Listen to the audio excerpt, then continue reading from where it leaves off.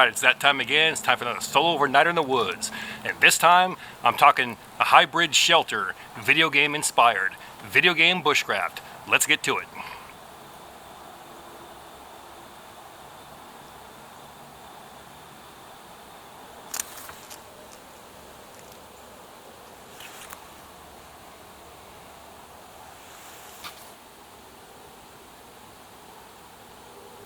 Alright, two things real quick for those that did not see last week's video. It was titled Solo 3-Day Overnight Battling a House Flood While Improving the Off-Grid Cabin in the Woods. If you haven't seen it, check it out. Some people actually hit me up personally and told me they were sorry for what occurred in my house, and I appreciate that. Others contacted me and said that they refused to watch because I wasn't out in the woods. Well, it is what it is. Can't make everybody happy. So, if you haven't seen that video, go back and check it out. Real life survival occurred. The water was pouring into my house at the rate of 1 foot per hour, and I was up for 3 days, no BS, getting rid of that water, getting sump pumps installed, then went back out in the woods and got a weekly video for you guys. So do me a favor, go back and check that bad boy out. Now for this week's video. It's going to be a hybrid shelter inspired by the video game Skyrim. Check it out. Now looking at that photo, you can see they use actual lumber as well as logs off the landscape. I'm not happy with that roof design. I'm going to change that, but overall the shelter will be off the ground and inspired by the game. So with that, let's get to it. So we got 4-inch diameter logs, roughly 12 foot in length, and it should resemble a 4x4 post, but being round. So I can work with that.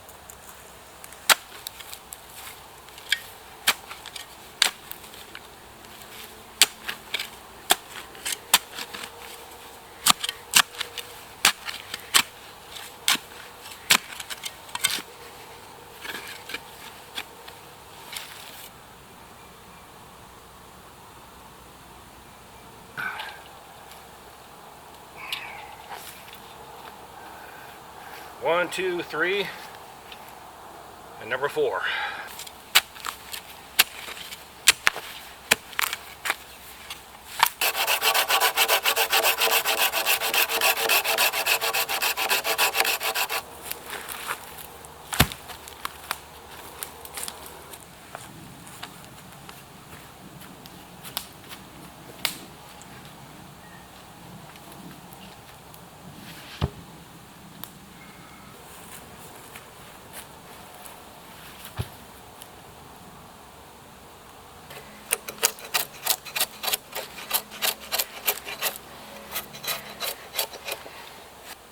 Alright, so everything looks good. I'm going to pull these back out and use this bent draw knife, and 2 foot from the ends we're going to remove the bark. That way when I place the rocks, concrete, clay, etc., it actually will adhere to the pole itself and not to the bark, because at some point the bark's going to go ahead and get waterlogged and rot and dry off, and I want it to actually adhere to the pole itself.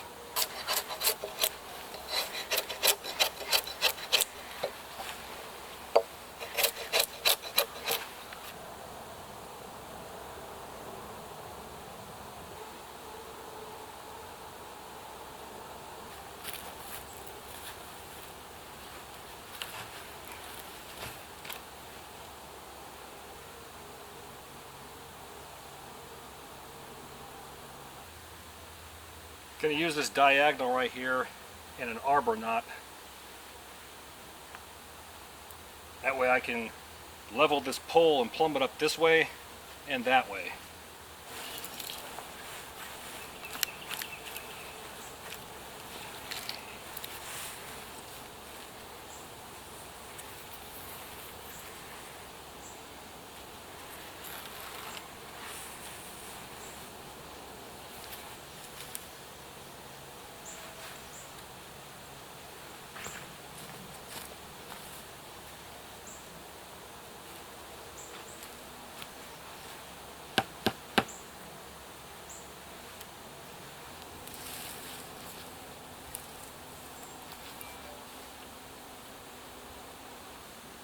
So on our ultimate off-grid cabin in the woods, we use screws and 2x4s. Exact same idea. Arbor knots and your poles here, and that way you can rack it this way and that way.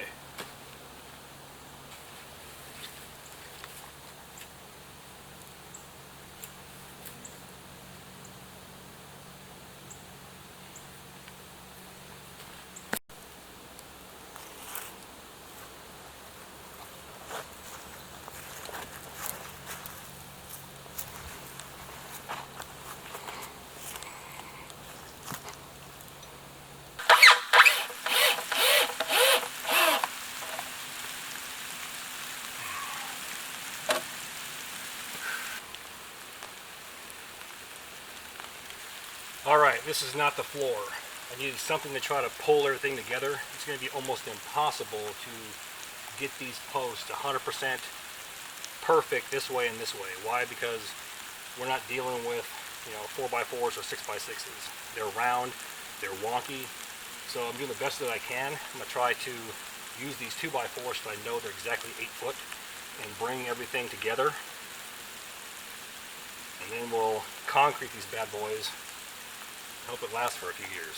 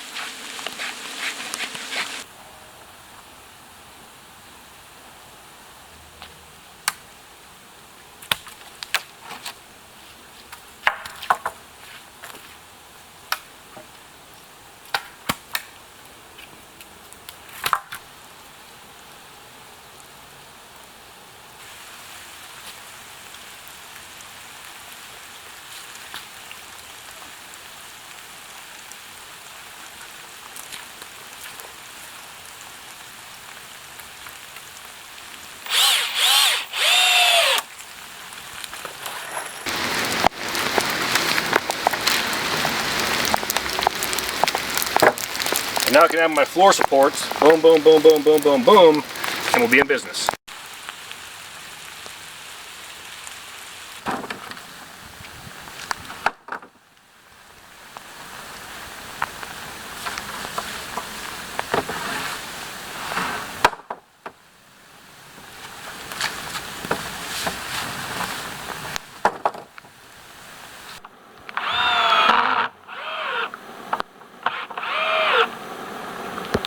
Alright, so far so good. We're looking hybrid and outstanding AF. Now let's go ahead and talk about our roof system. I got my Y branches.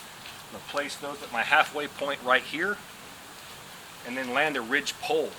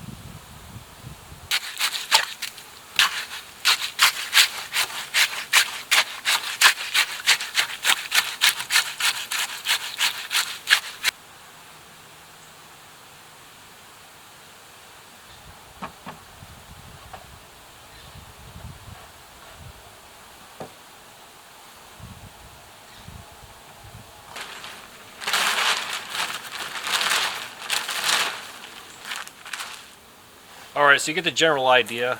I like that slope right there with an 8-foot beam. I might go ahead and go 10 foot. I don't know. The last thing I want to do here is that pole right there, that post is wonky AF. I'm going to cut it off, splice into it, and then make this side look like that side.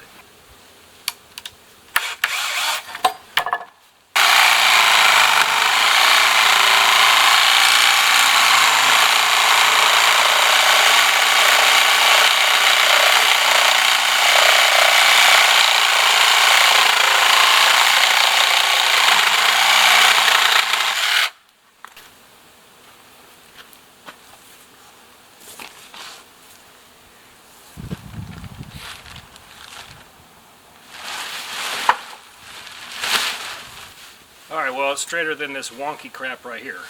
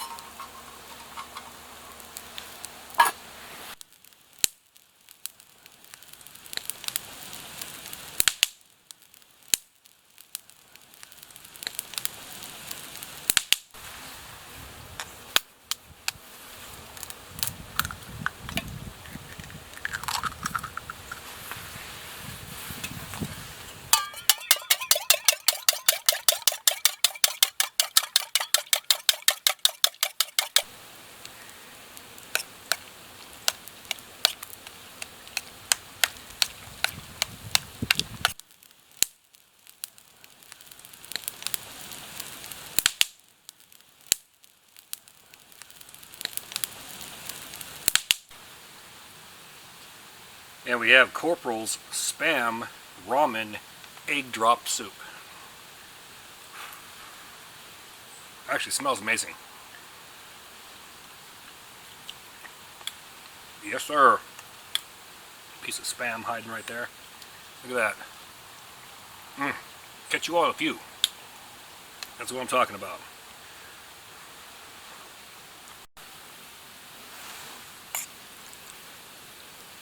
So one advantage of having multiple builds going on at one time is twofold.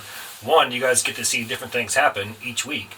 And two, I can crash wherever I want. So 65 acres away from our current build, we have our ultimate off-grid cabin in the woods. And I'm going to crash here tonight. Hopefully stay warm, probably not, but at least I'll be covered, had the wind blocked, and we'll be in business. So with that, I'll catch you all in the morning.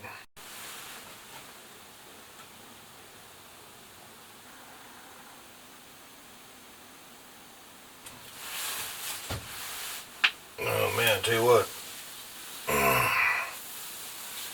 Another cold night. And by cold, we're talking probably high of 50 degrees Fahrenheit. Until I get a wood burning stove, I might get the double version of this.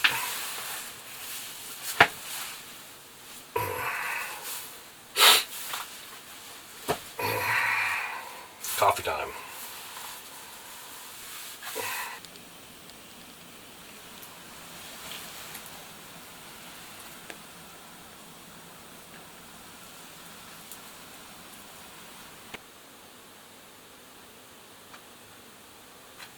So this right here is my pride and joy. I'm going to cut these lights and go to this kerosene lantern and we'll talk about it. It is a C&O railroad lantern, and the significance of this is twofold. One, it's a piece of history, but most importantly, on my property that I've mentioned several times, there was 3 mine shafts back in the 1870s, 1880s, all the way up till probably 1920s. And those 3 mine shafts produce coal. This railroad company used to bring the coal from my property and this area to town, and they would hook up with the other cars and then take it out to its destinations. So is this an actual one that was on my property back in the day? I don't know, but it was found locally, so it could be. So it's pretty cool. It's reunited with its property, and they used to have these. They had a red lens you could swap out with that globe right there. So a clear one, red one, and people could hold it, hang them up, so they could send signals out to the rail cars. So it's kind of cool. I'm digging it.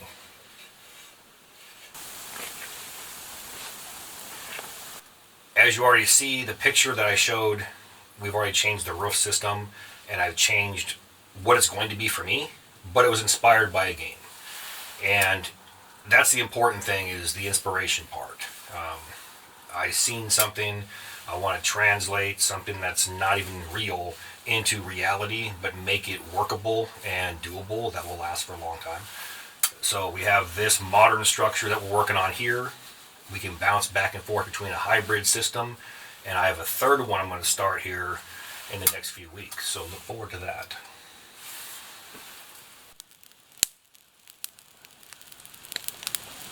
Alright, let's end this bad boy. With that, all the gear in my videos can be found in 3 places. 1, my Amazon influencer page, and 2, my Self-Reliance Outfitters influencer page. If you're interested in Corporals Corner merchandise, that can be found on Teespring. All 3 links are found inside my description box. Now please do me that favor. Hit that like and subscribe button, then ring that notification bell. Once you ring that bell, please select all notifications. And as always, thank you for your comments, views, and support. Thanks for watching. Get out in the field, have some fun. I'm going to catch you next time.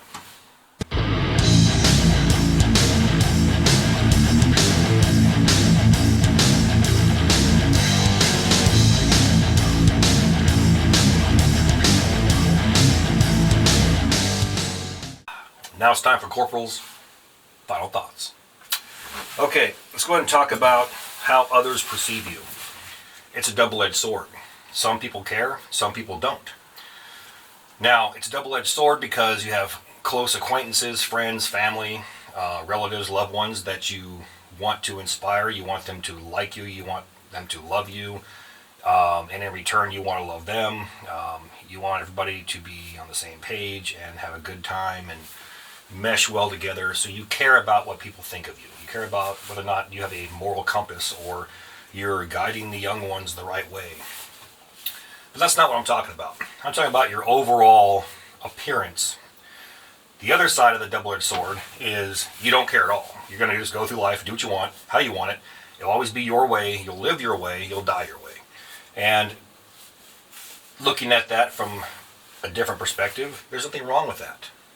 And at the same time, there is. Now, for years, I was of the opinion that no one's opinion matters except your own. And to a point, that is true. If you have an ex, either a ex-wife, ex-husband, girlfriend, boyfriend, and they're vindictive and they're just, everything you do is wrong, and does their opinion matter? Not really, because you know you went into that relationship and you did the best you could. You provided for everyone. You had a job. You did the right thing. You went to work every day. You saved money. You built a house, bought a car. You did your best. So does their opinion matter? No. It just further drives home the truth that you got out of that relationship because they're an idiot, and that translates into a work environment as well. If you go there and your employees or fellow employees are all buttholes, or buttheads, does their opinion matter? No, because they're going to be stuck at that job 9 to 5 for the rest of their life, and you moved on to better things, right? But where am I going with this? No one's opinion should matter except your own. as long as you know you're doing the right thing. Everything else can fall by the wayside. Whether that be morally, what you think is morally right, or spiritually right, as long as you can lay your head down and sleep at night, and you know you provided for everyone and yourself, if you have loved ones, you know you've done the right thing for them and their upbringing, you know that you've put your best foot forward and you're always striving for something better, to better your situation, better their situation, then it doesn't matter what others think of you, because you've ultimately done the right thing. And at the end of the day, at the end of your life, that's all that really matters. With that, take care of yourself and each other.